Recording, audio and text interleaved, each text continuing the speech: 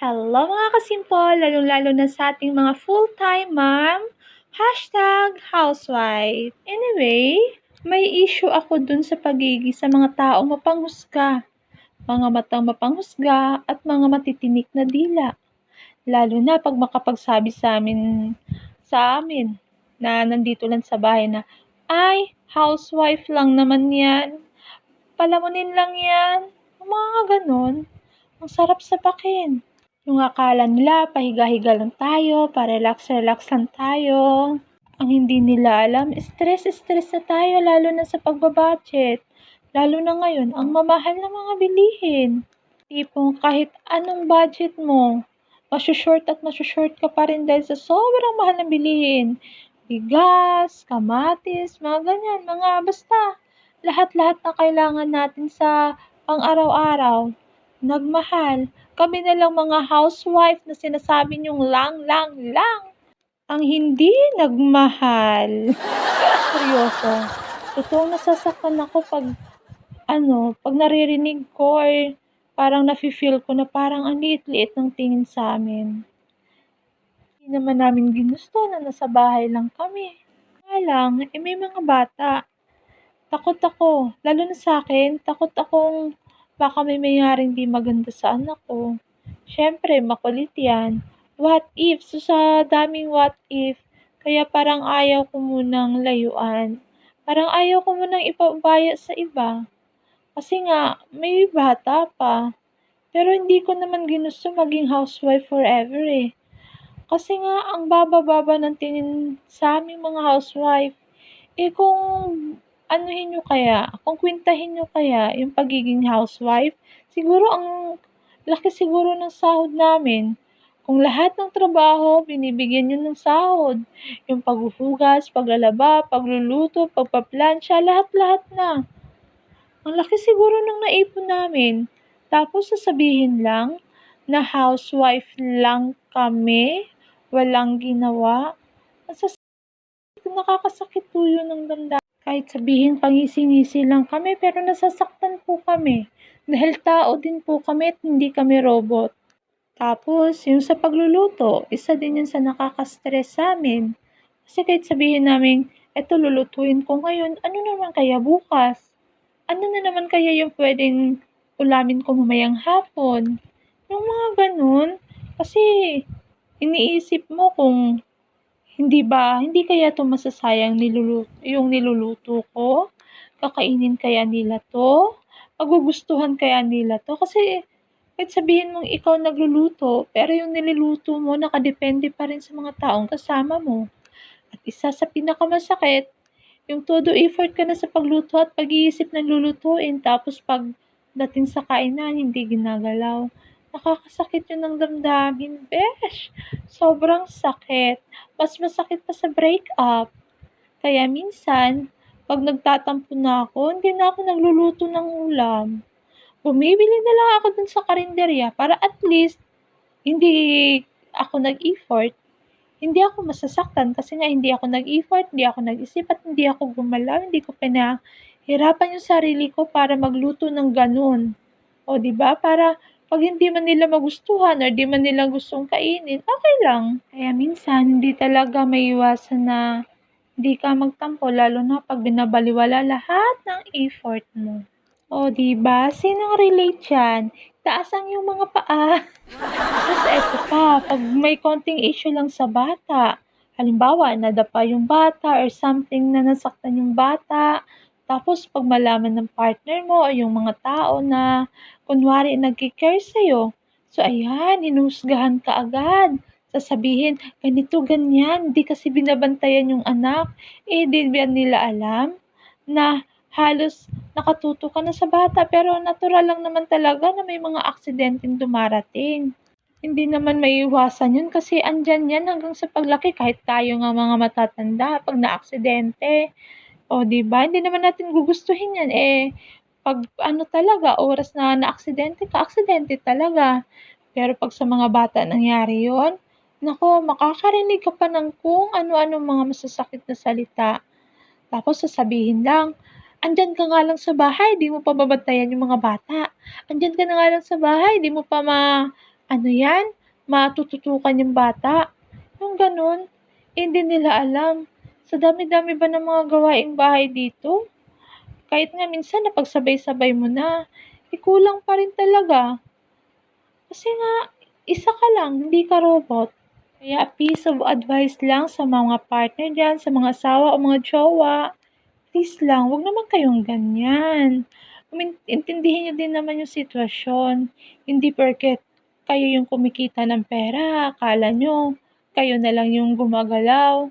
Bakit pag dito ba sa bahay, pag di kami gagalaw, maaayos ba or maaano ba kayo, maaasikaso ba kayo kung hindi kami gumagalaw?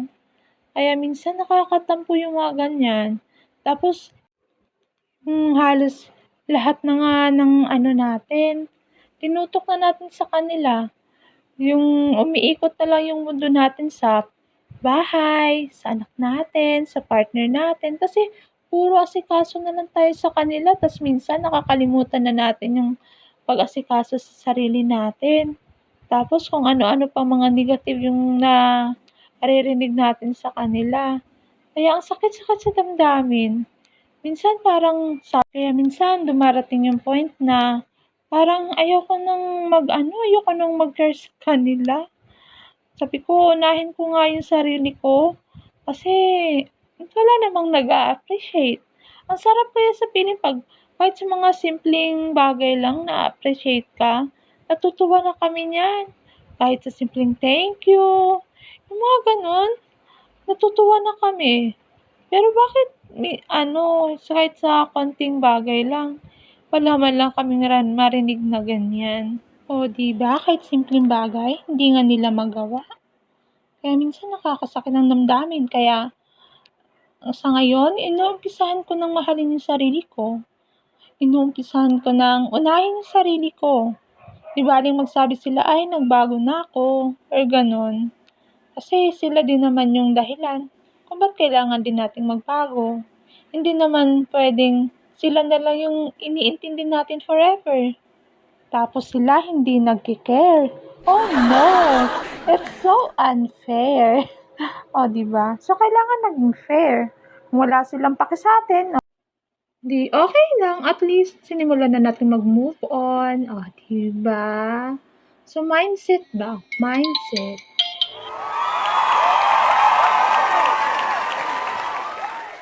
O, di ba? Victory! At dahil dito, so masyado na yatang napaghahalataan na may sama tayo ng loob, di ba? Pero kailangan din nating mag-open ng mga ganyan. Kasi nga, para malaman nila kung bakit tayo nagbago, bakit kailangan naging ganyan, ganto, ganyan, di ba? Kasi nga, tao lang din tayo, nasasaktan din tayo. Hindi naman masamang mag-open ng hinanaing, di ba? Deserve din naman nilang malaman nila yung mga saloobin natin na sa kabila ng pagtatawa-tawa, paggising-ngisi, o kung ano-ano pa dyan na pinapakita natin positibo, is may mga dinaramdam din tayong sama ng loob, diba? Dahil deserve din naman nating ipaalala sa kanila na, uy, tao kami, hindi kami robot. At para kahit papaano, aware din sila sa feelings natin na kahit pa-okay-okay lang tayo, kahit pa bihing hindi tayo nagrereklamo, pero bibigyan na natin sila ng clue na, uy, tama na, sobra na, kailangan mo ng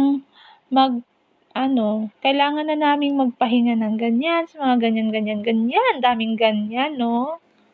So, dito talaga sa video na 'to, wala na akong masabi, halos lahat nasabi ko na yung sama ng loob, charot. Pero aminin, lahat naman talaga tayo mga home eco-nanay, #tambay sa bahay, is may mga hinanaing, kahit sabihin natin ang arte kahit sabihin ng iba nating mga kasama na nag-iinarte lang tayo. Pero excuse me, hindi yan pag-iinarte, kundi kung minsan talaga ang liit na ng tingin mo kasi nga yung iba sinasabi bawal daw sila magreklamo dun sa mga partner nila, sa mga kasama nila, pero ako never akong hindi magrereklamo. Kasi nga, may ginagawa din naman ako eh. Bakit kailangan hindi magreklamo? O 'di ba, sino sila? Kaya dapat kahit sabihin nating home economic tayo, tas yung mga partner natin nasa trabaho or else baliktad, kailangan pantay pa rin yung tingin natin sa isa't isa. Kailangan lang naman talaga tulungan, magkakaunawaan para rin naman sa ikaka-grow ng family. Kaya sana ah, maging fair tayo sa isa't isa. Fair sa feeling, fair ng basta lahat ng fair. See? Ang dami ko na talagang sinabi. Halos wala na talaga akong masabi sa ano na 'to, video na 'to. Ang haba-haba na. Nauubos na yung laway ko kaya bye-bye na tayo sa isyung pagtatampo. Kaya eto, tingnan na lang natin yung mga luto ko. Ito nga pala yung uulamin namin, which is for sure at sure na sure ako na hindi ito masasayang dahil ito ang paborito ng mga bata. Yung mga sarsa-sarsa, lalo na pag minodo.